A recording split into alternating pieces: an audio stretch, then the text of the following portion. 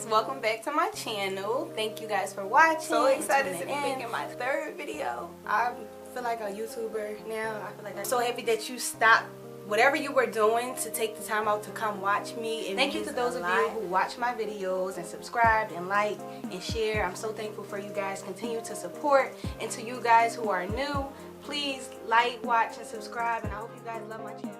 I love you so much.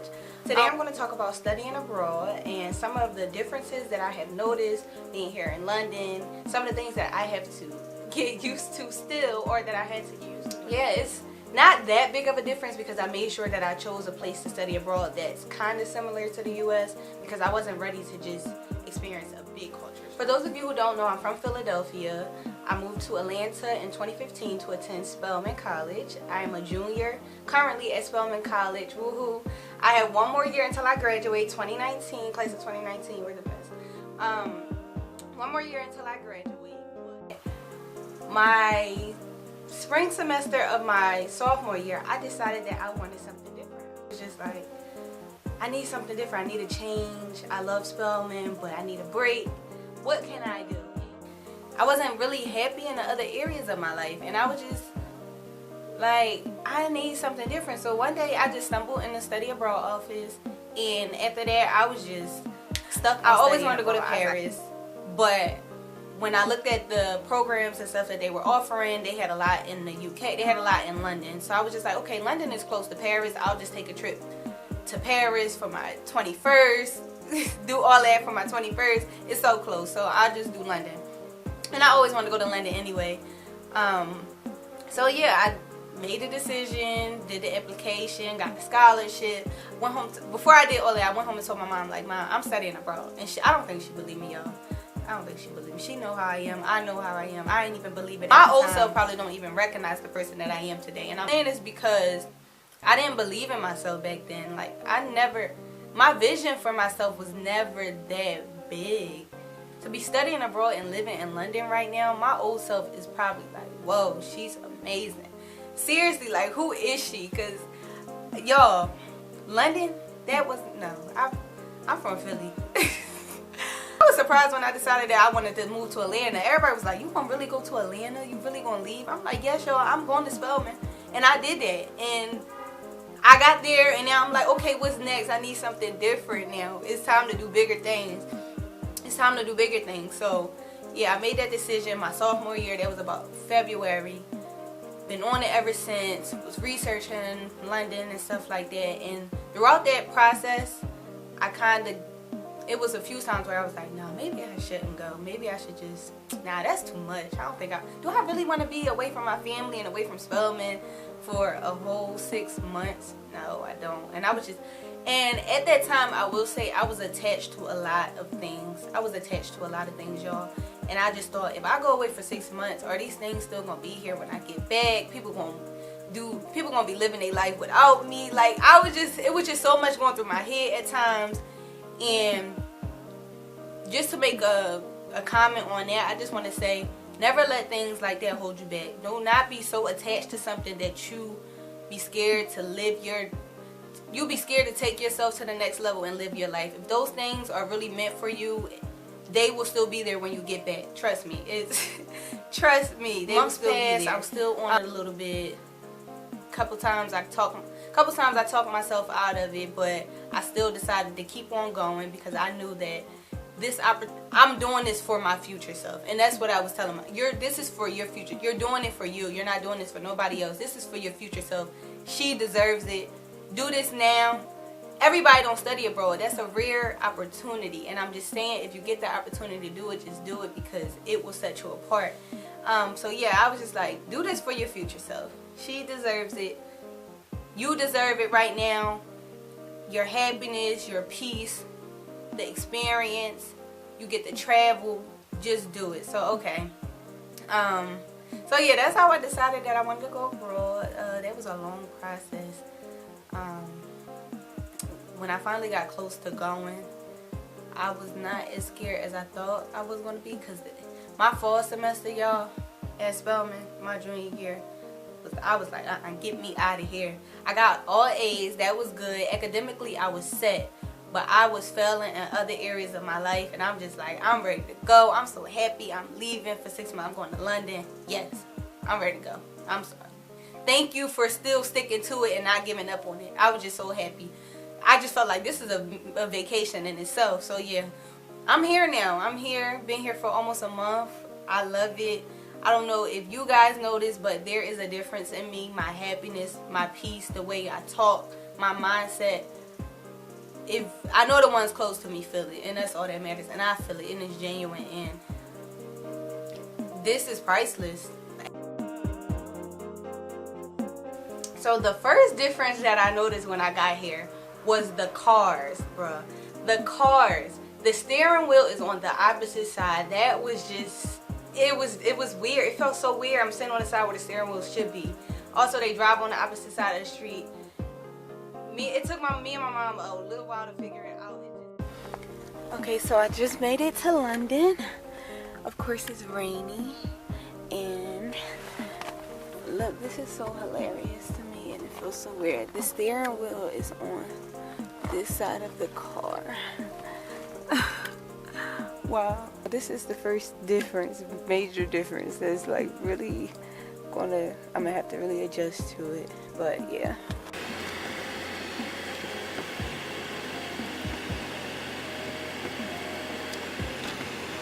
Did not feel right, so that is so different.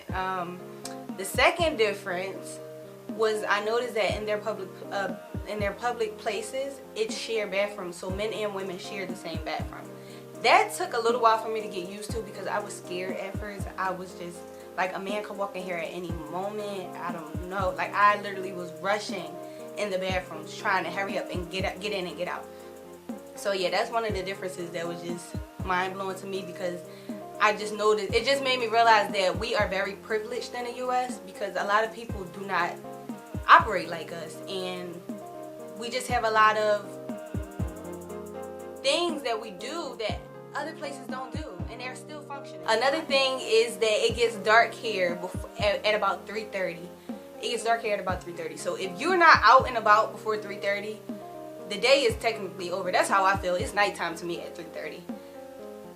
You can't take no pictures, no nice pictures. The good thing about it is, though, back home they're 5 hours behind me, so I can take my pictures in the morning and then post them at night, and there still be daytime there. So I love that about the time difference. But yeah, this time difference is kind of throwing me off. I think I had jet lag for about 3 weeks. Seriously, I'm still not used to this yet. Because it's crazy to think that right now I would probably, it's crazy to think that when I wake up in the morning here, I would usually be sleeping at home. I just felt like, what is going on? One thing that I love about here, a big difference, is they walk everywhere, and you see everybody walking. Businessmen, everybody's just walking. Everybody's just so happy. They're walking everywhere. I found out that you get fined. You have to pay a fee in order to drive a car here. You have to pay a fee. I found out that you have to pay a fee in order to drive a car here because everybody walks. So if you're driving, it's just like, why are you driving? Either walking or taking a tube, or tube is transportation, public transportation, or a bus. The weather, I heard that it was supposed to rain so much before I came here, and I think it rained about like 3 times. So yeah, that's why you don't listen to people. You have to experience things for yourself, because it's not that bad. And they don't wear rain boots. I have not seen Uggs. The best difference that I think that I am experiencing so far is the education system. So I'm in school right now. I'm studying psychology, and I have no work. I have no work. No work. I have so much free time. And when I first got here, before I came, people were telling me like the education system is different. They study a lot. They spend less time doing busy work and in a classroom. So I'm like, okay. I expected to have a little bit of work, but no, guys. So I talked to someone from here, and she just let me know. First of all, GPAs, they don't care for GPAs. They have, it's not called a GPA. They have something like a grading system like the GPA, but they don't care for GPAs. So we're crazy about GPAs in America. Here, I remember I asked someone, do you know what a GPA is? And she started laughing. She was like, I hear Americans running around here all the time talking about, I have a 3.7 for a GPA, and like she was mocking us. So I'm like, okay, that makes me feel horrible, because yeah, back at home, I'm stressing over my GPA, and over here, they're just like, we're crazy. Exams are the most important thing. So my exam right now is 100% of my grade. I don't have any busy work. I don't have any homework, no coursework. I just go to my lectures. My lectures last about probably an hour to 2 hours. Go to my lectures, just listen to my teacher lecture, study, and at the end of my semester, which will be the summer semester here, that's considered the summer semester, I would take an exam, and then my exam is probably about 3 hours long. And I think that's fair, because not having to work for 5 months and then you just take an exam at the end, I mean, it's going to be harder, I think, because that exam, you have to give that exam your all. But listen, I'm smart, so I'm not doubting myself that I'm not going to pass. I just think that I'm going to have to Another interesting thing that I found out about the education system is that their freshman year does not count. So you have to pass your classes your freshman year, but the grades do not count towards your ending grade. Your exams are probably the biggest part of your grades. Freshman year here in college is just basically social life, getting to know everybody, partying. That's all it is. So these freshmen are out of control. They're out of control. And then in the UK, the legal drinking age is 18. So yeah, the legal drinking age is 18. 18. I mean, I turned 21 here anyway, so hype about that. But I just think, yeah, drinking is a part of their drinking and nightlife and all of that. That's a part of their culture, their society here. Like, that's what they do. They'll be like, say someone wants to hang with you, they might be like, let's go grab a drink at the pub, or let's go grab a drink somewhere. Like, that's how they get to know people, social life.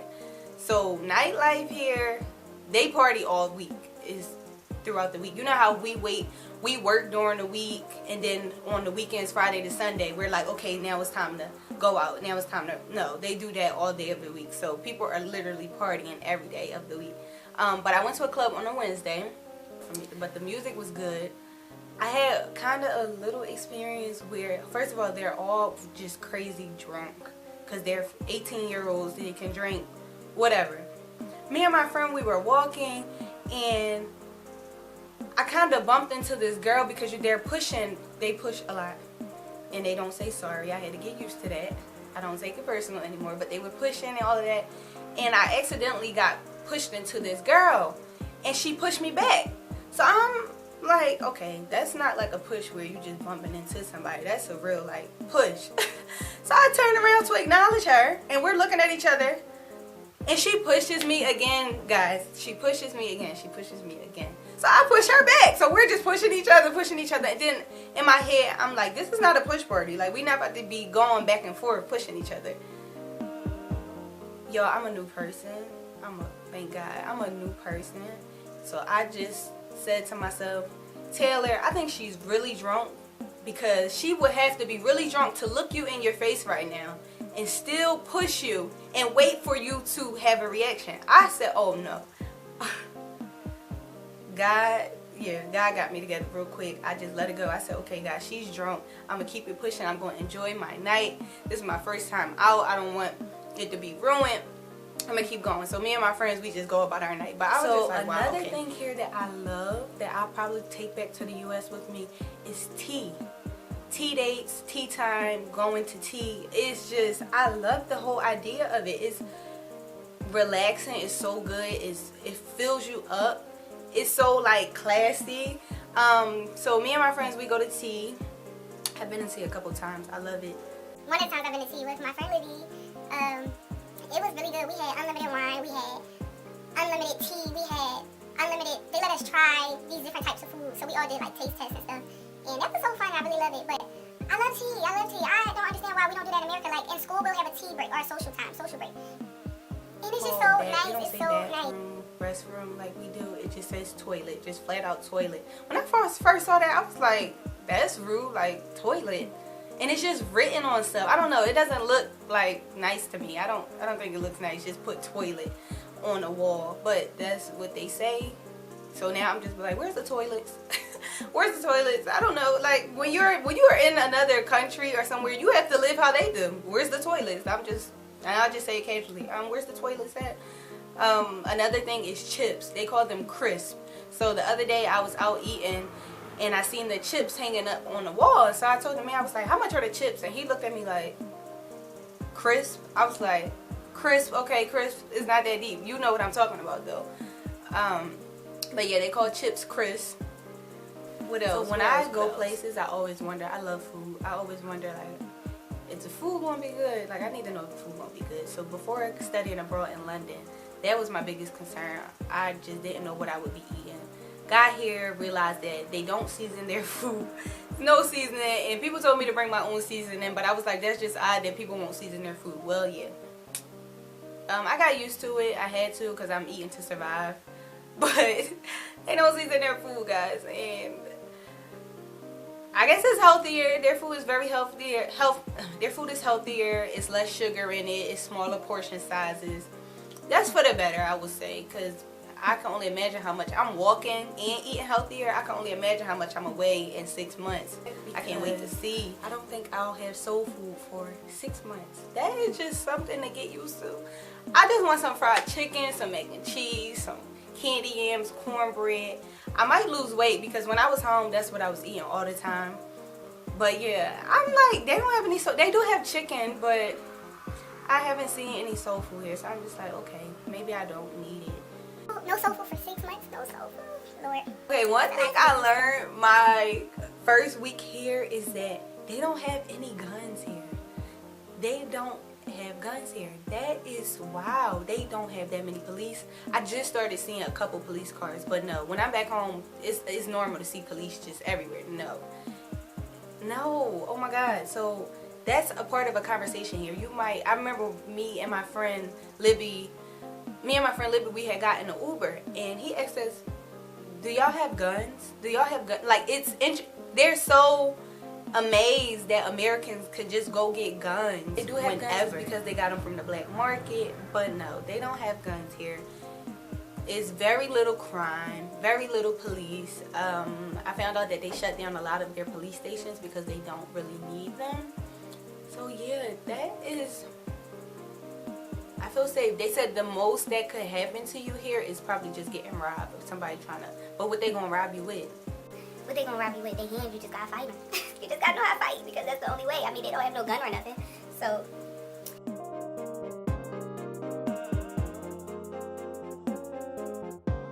Yeah, so my tip for you guys today that I want you to take away from my video is to step out of your comfort zone. Take risks. Do things that you normally wouldn't do. That's where growth happens, y'all.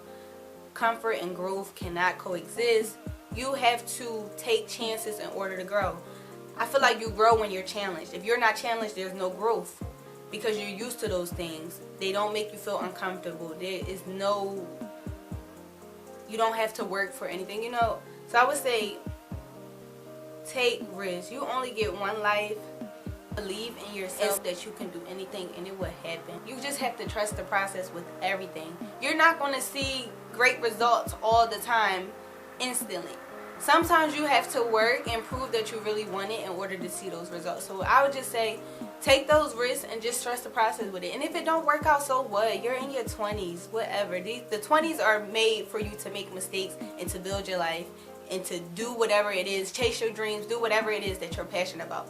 You set your life up in your 20s. You live the life that you created for yourself in your 30s. You ain't doing what you want right now, chasing your dreams, going to school, taking risks, just having fun. In your 30s and beyond, you are going to regret it because this is what the 20s are for. Thank you guys for watching. I love all of you. Make sure you like, share, subscribe, and I'll see you guys soon.